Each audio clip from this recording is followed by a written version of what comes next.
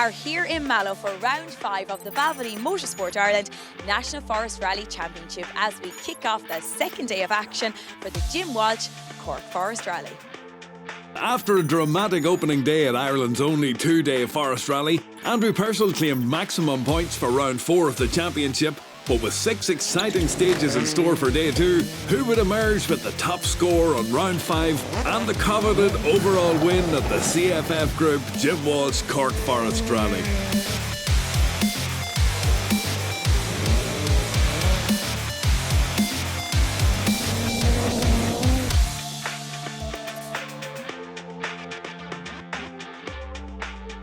We're looking forward. It's a bit wetter this morning.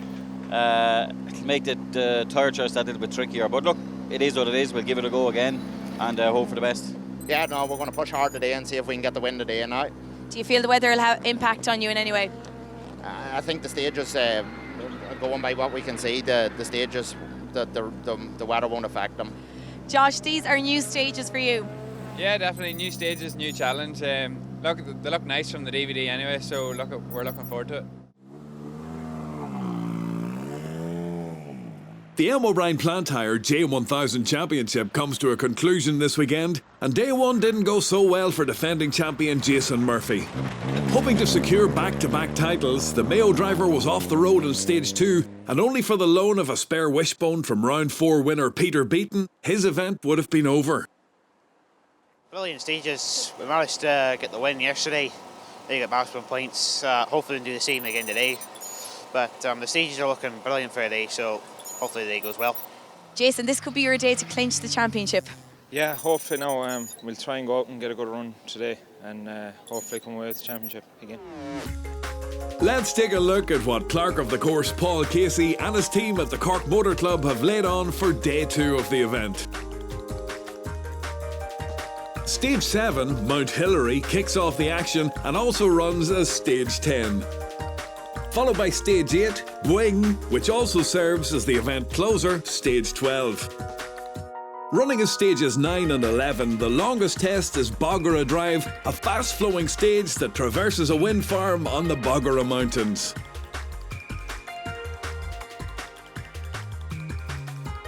Despite a deterioration in weather conditions, the fans were still out in force as Barry McKenna and Leon Jordan took to the stages in their Ford Fiesta R5. Championship points leader McKenna went quickest on the opener to move into the overall lead, but he did have a few moments along the way to lead by 1.9 seconds after 2 stages. Into 6 left over junction, 6 left over junction 200. To 4 left plus OK hug up here, 4 left plus OK hug 150.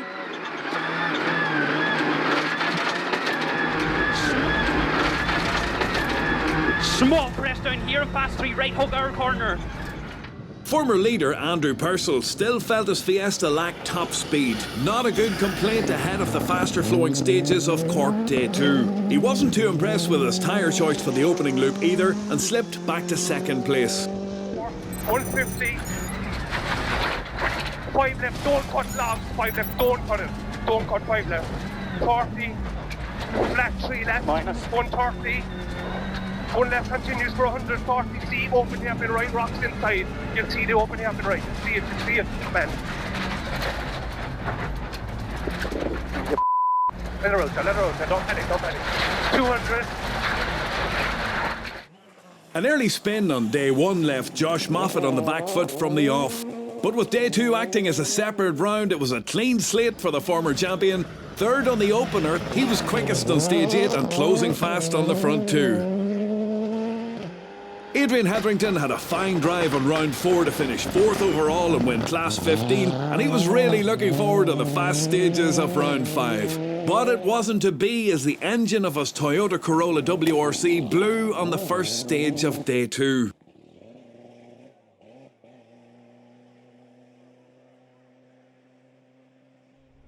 Callum McCourt was making his R5 debut in the Ford Fiesta at the Cork Forestry. He finished day 1 in 6th overall, but was up to 4th on day 2 as he acclimatised to the new machine.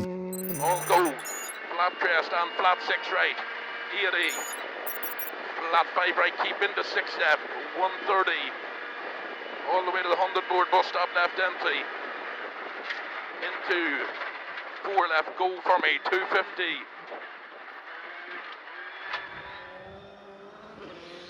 One of a number of crews to also make the step up to R5 this weekend, Stephen McCann finished 5th after day 1, and he had hoped to see improvement on day 2, but he remained 5th after 2 stages. More familiar in a rear-wheel drive Escort Mark II, Vivian Hamill found the change to 4-wheel drive power an exciting one, and he held 6th overall. Philip Allen had more than his fair share of excitement on day 1 of the Cork Forest, and the newcomer was hoping for less drama in the Hyundai i20 on day 2.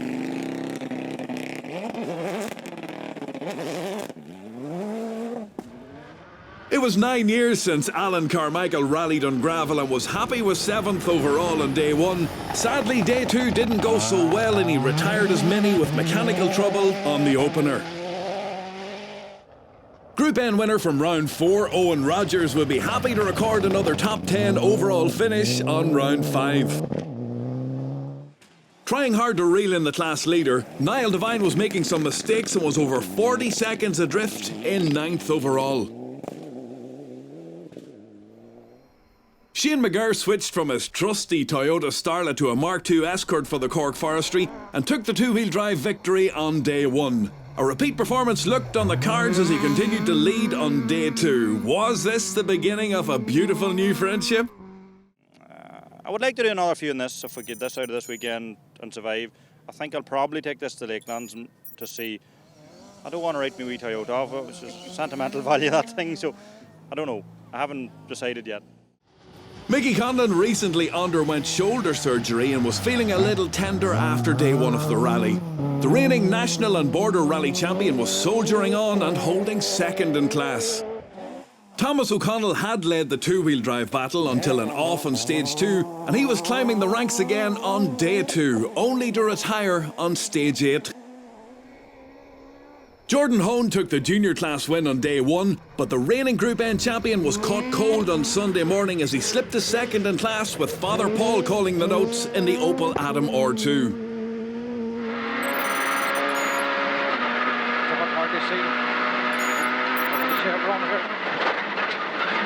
150. 1 left plus, stop, 40, 6 right in.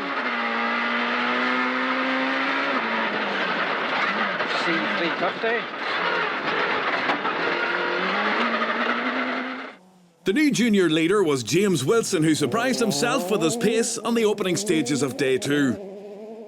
James, you're leading the juniors in round 5. Yeah, big shock this morning. Just thoroughly enjoyed the stages. They're quite fast and technical at the same time, so no, we got a good rhythm this morning, and hopefully we can just keep that going, see what happens. Not quite on the pace of the front 2, Marty Gallagher had suspension issues on day 1, but was still hanging in there in the Peugeot 208 R2. In the J1000 class, Scottish driver Peter Beaton was continuing to lead after taking the victory on day 1 with navigator Conor Boylan. 2nd in class on day 1, Aoife Gahan and Michelle Walsh were quicker than Beaton and Boylan on the opening test of day 2. And it was great to see an all-female crew doing well on the stages. Aoife, rallying is a male-dominated sport. It's great to have a female here today. How did this come about? Yeah, obviously it's great to put it up to the boys, but Dad's heavily involved with it.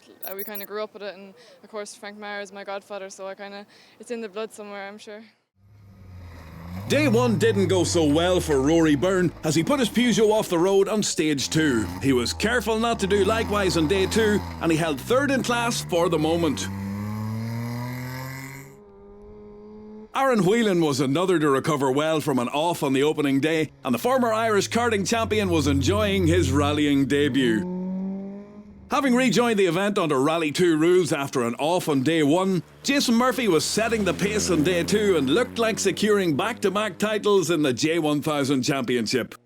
The J1000 is a brilliant way to get into rallying. Tell us a little about how you got into it, Jason.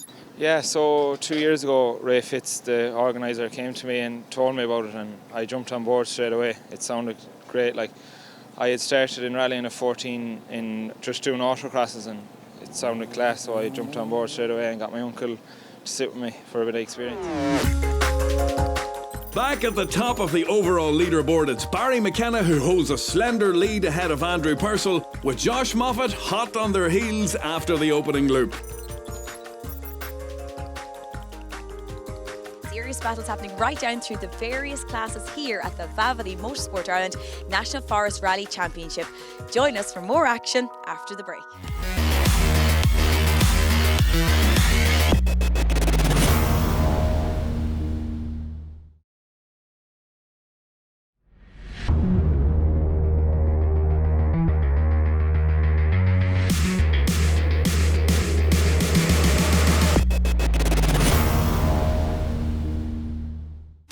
Welcome back to Mallow for round 5 of the Valvoline Forest Rally Championship on day 2 of the Jim Walsh Cork Forest Rally. It's the first time in over 10 years that the event has been organised as a 2-day rally, and that was down to clerk of the course Paul Casey and his team at the Cork Motor Club. Delighted to see it back as a 2-day event. Hasn't run as a 2-day since 2007. We've got massive support from the town, all our sponsors, CFF, JM Breen, huge team behind me. I'm just so thankful to everyone. We fully recognise that a lot of our customers are very much motorsport enthusiasts, and we'd like to demonstrate our support for this event. Back to the action now, and the afternoon loop saw the crews tackle the long Boggara Drive stage for the first time, along with the second run over the Mount Hillary test.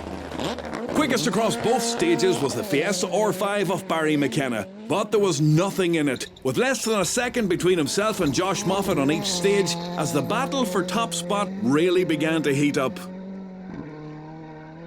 Time to 4 left, 40 now, 40, fast 48 plus long, fast 48 plus long here, don't cut it, and long 6 right, go 80, and small crest, go, and the 6 left, go 130, down to C.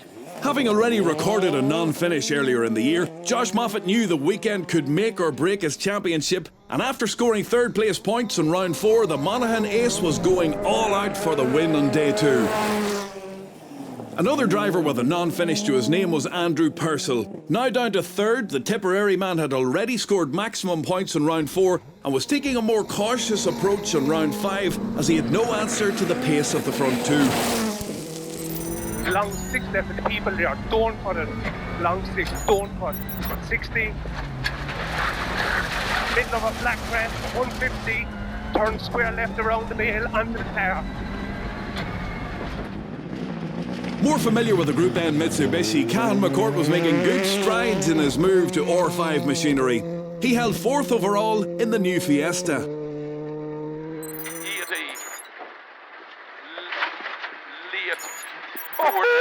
Watch this late, 4 left, tight, keep on it. And 5 left, keep 40. So, Cahan, this is your first outing in the R5. It's a bit different from the Mitsubishi. It is, yeah. There's a lot more braking and here there's a lot more driving to this car now, definitely. The Evo, they're a bit heavier, you know, and this car here's a lot lighter over jumps and stuff. But no, great car. We're starting to get the grips for now and definitely enjoying the day. Less happy with his progress from an S2000 to an R5, Stephen McCann was a little disheartened to be losing time to the pace setters, and he held 5th overall. Coming from a 2-wheel drive Escort to an R5 Fiesta, Vivian Hamill had McCann in his sights, and just 2.5 seconds separated the pair with 2 stages remaining. Just a fraction of a second further back in 7th was Philip Allen. The Cookstown driver was really putting the Hyundai i20 through the mill in Cork. Good job he runs a crash repair business. Philip, why did it take us so long to come into the forestry? I don't know, I've just been doing dipping my hand at a bit of tar last year. We're not long started at it. Sure says we'll give this a bit of a bladder and see how we get on. And are you enjoying it out there? Oh Jesus, fierce crack. If we can keep it between the hedges, she's like a stockyard. But other than that, it's good, yeah.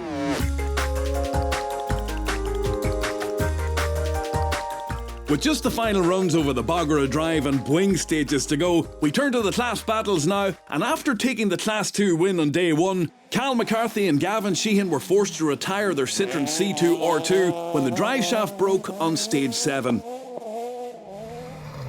Graham and Dean Kelly took over the lead and brought their similar machine home top of Class 2.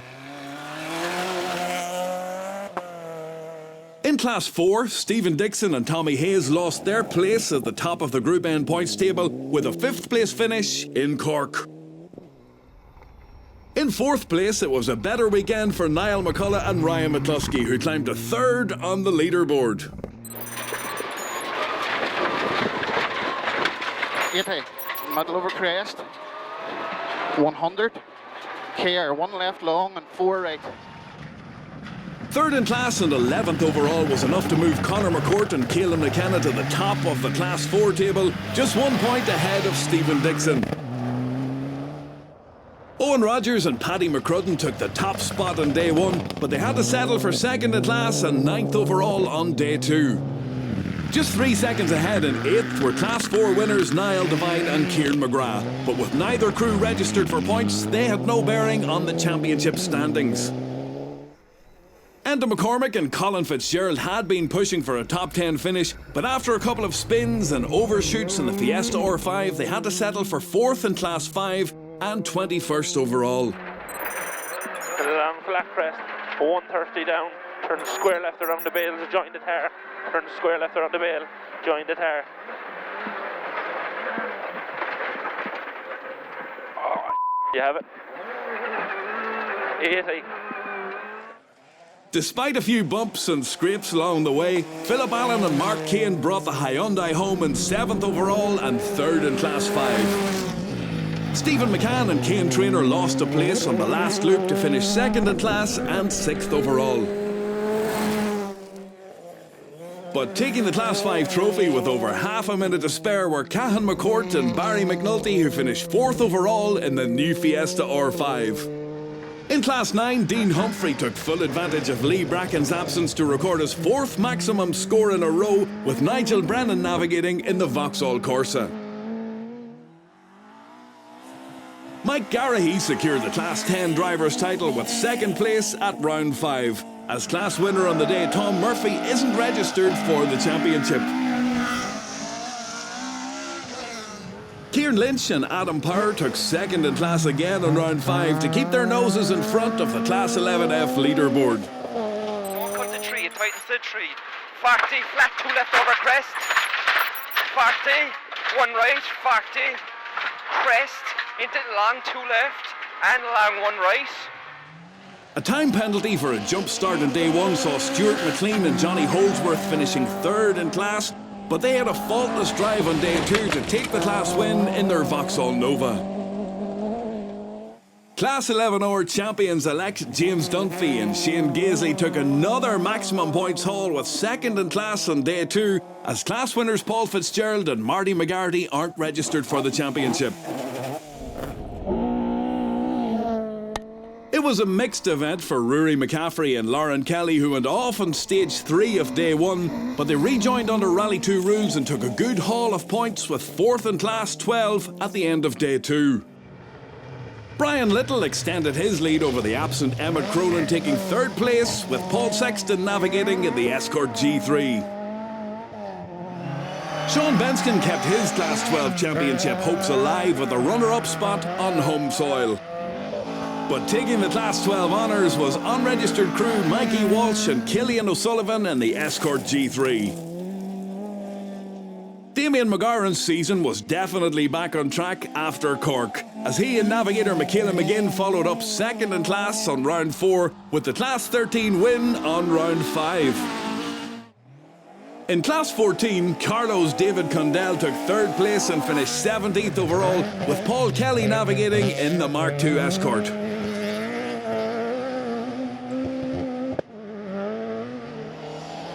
Nursing his recovering shoulder, Mickey Conlon did well to take 2nd in class and finish 14th overall, with navigator Kieran McPhillips.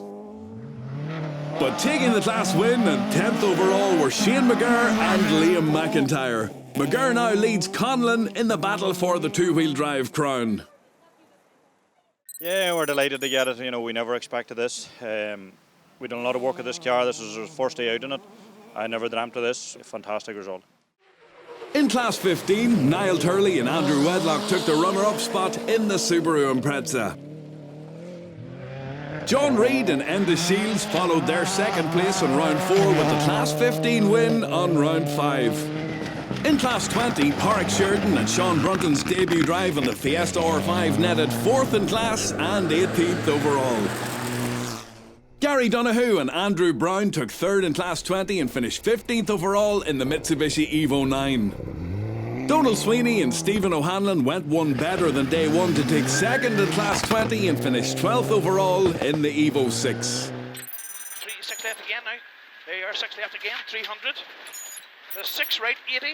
Yeah! 6 right, 80 till a 6 right, 200 onto the 3s. Down to chicane. That's it, 6 right, then down to chicane. You're using the one board. That's left entry, bus stop, chicane. Watch the post, tidy out through it. 4 left now, 4 left. Tidy through the post, tidy through post, tidy, that's it. There was a big improvement for Vivian Hamill too, as he took the Class 20 win and finished 5th overall, with Andrew Grennan calling the notes in the Fiesta R5. In the junior class, Derek Mackerel and Murren Hayes took 4th place, a commendable effort after developing mechanical issues in the Vauxhall Nova.